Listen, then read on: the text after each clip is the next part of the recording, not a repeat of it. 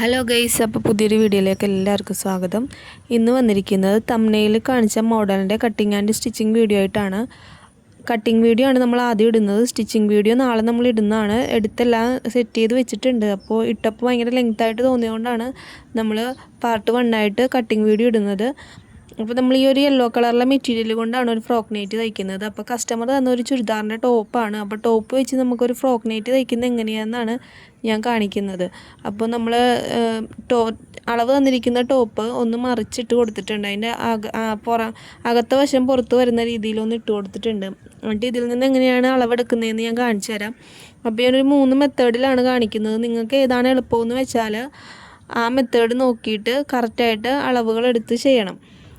അപ്പോൾ ഇതൊരു സാധാരണ ലൈനിങ് ഇല്ലാത്തൊരു ടോപ്പാണ്. അപ്പോൾ ഞാനിങ്ങനെ നിവർത്തിയിട്ടിട്ട് ഇങ്ങനെ നീളത്തിൽ തന്നെ ഫുള്ളായിട്ട് എടുത്തിട്ട് അതിൻ്റെ പാതി എടുക്കുന്നുണ്ട്.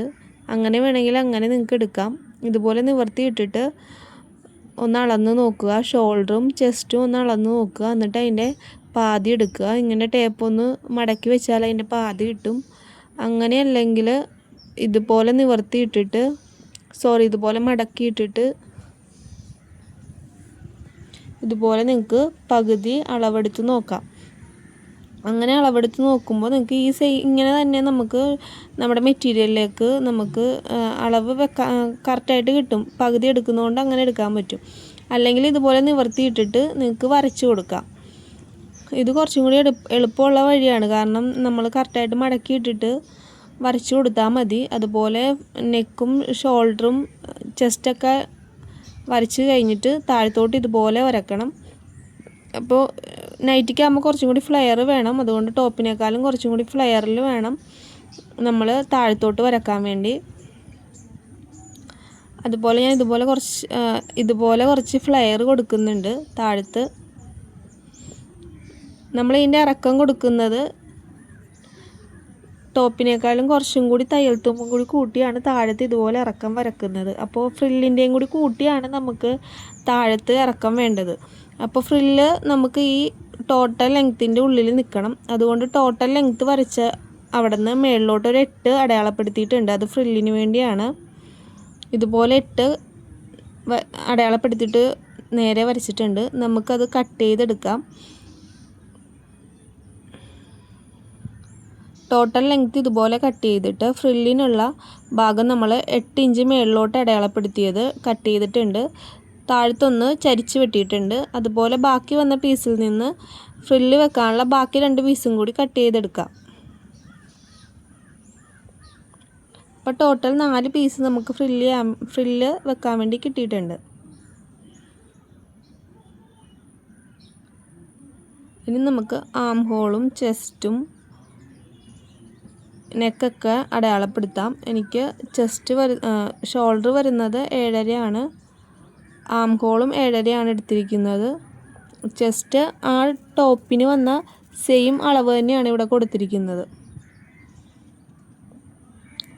ഷോൾഡർ ഫ്രണ്ടും ബാക്കും സെപ്പറേറ്റ് അടയാളപ്പെടുത്തുന്നുണ്ട്. ഫ്രണ്ട് ഒന്ന് കുഴിച്ച് വെട്ടണം. അതുപോലെ നെക്ക് നിങ്ങളിങ്ങനെ മടക്കി അളവ് വെച്ചിട്ട് അടയാളപ്പെടുത്തി നോക്കണം. എനിക്ക് നെക്കിൻ്റെ വീതി വരുന്നത് 3 ആണ്. താഴത്തേക്ക് ഫ്രണ്ട് നെക്ക് വരുന്നത് 2.5 ഫ്രണ്ട് നെക്ക് വരുന്നത് 4.5 ബാക്ക് നെക്ക് 2.5 വരുന്നത്. അതുപോലെ ഞാൻ നെക്ക് ഇവിടെ അടയാളപ്പെടുത്തിയിട്ടുണ്ട്. സെയിം ആണോ എന്നൊന്ന് നോക്കിയിട്ട് നമുക്ക് മെറ്റീരിയൽ കട്ട് ചെയ്യാം. അപ്പോൾ എനിക്ക് ഷോൾഡറൊക്കെ സെയിം തന്നെ, അളവ് തന്ന തുണിയുടെ കറക്റ്റ് സെയിം ഷോൾഡർ തന്നെയാണ് കിട്ടിയിരിക്കുന്നത്. ബാക്കിനൊക്കെ ആദ്യം വെട്ടണം, എന്നിട്ട് സെപ്പറേറ്റ് ചെയ്യണം. അതുപോലെ ആം ഹോളിൻ്റെ അവിടെ നമ്മൾ വെട്ടിയെടുക്കുന്നുണ്ട്. ഫുള്ളായിട്ട് വെട്ടുന്നുണ്ട് അതിൻ്റെ കൂടെ.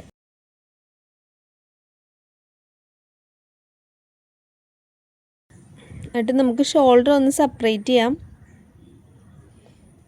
ഫ്രണ്ട് നെക്കൊന്ന് കട്ട് ചെയ്യാം.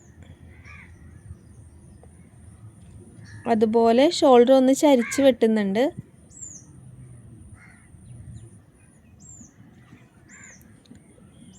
ഫ്രണ്ട് ആം ഹോള് ഒന്ന് കുഴിച്ച് വെട്ടുന്നുണ്ട്.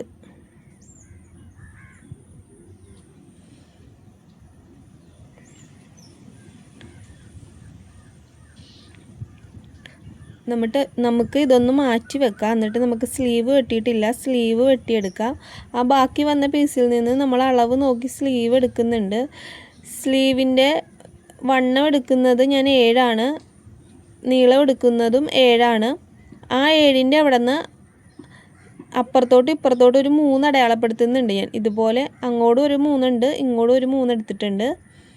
ഈ നീളം എടുത്തിരിക്കുന്ന 3ൽ നിന്ന് നേരെ നമുക്കൊരു 9.5 അടയാളപ്പെടുത്താം.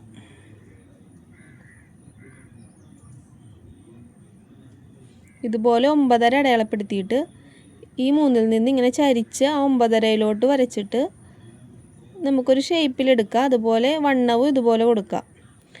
സ്ലീവ് ഞാനിപ്പോൾ എടുക്കുന്നത് നിങ്ങളെ വരച്ച് കാണിക്കാൻ വേണ്ടിയാണ് ഈ പീസ് എടുക്കുന്നത്. ഞാൻ വൈറ്റ് കളറിലെ മെറ്റീരിയൽ കൊണ്ടാണ് സ്ലീവ് വെക്കുന്നത്. നെക്കിൻ്റെ അവിടെ അതുപോലെ അടയാളപ്പെടുത്തിയിട്ടുണ്ട്.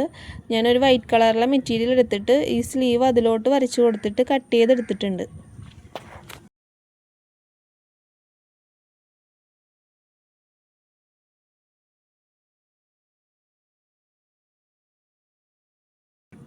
അതുപോലെ നെക്കിൻ്റെ അവിടെ ഡിസൈൻ ചെയ്യാൻ വേണ്ടി നമുക്ക് ഫ്രണ്ട് നെക്കിൻ്റെ അളവ് ഇവിടെ ഒന്ന് വരച്ചു കൊടുക്കാം.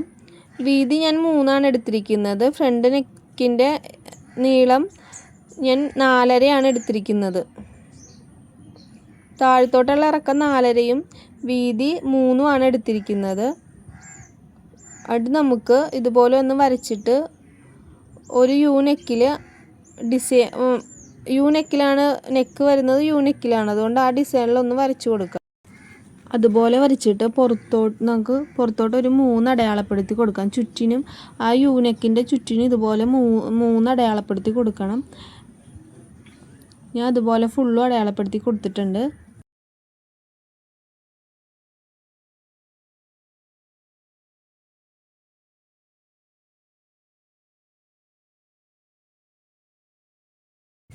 അപ്പോൾ നമ്മൾ ആ വൈറ്റ് പീസ് ഇതുപോലെ കട്ട് ചെയ്തെടുത്തിട്ടുണ്ട്. അതപ്പോൾ നെക്കിൽ വെക്കാൻ വേണ്ടിയാണ്. അപ്പോൾ നമ്മുടെ കട്ടിങ് വീഡിയോ ഫുള്ളായിട്ട് കഴിഞ്ഞിട്ടുണ്ട്.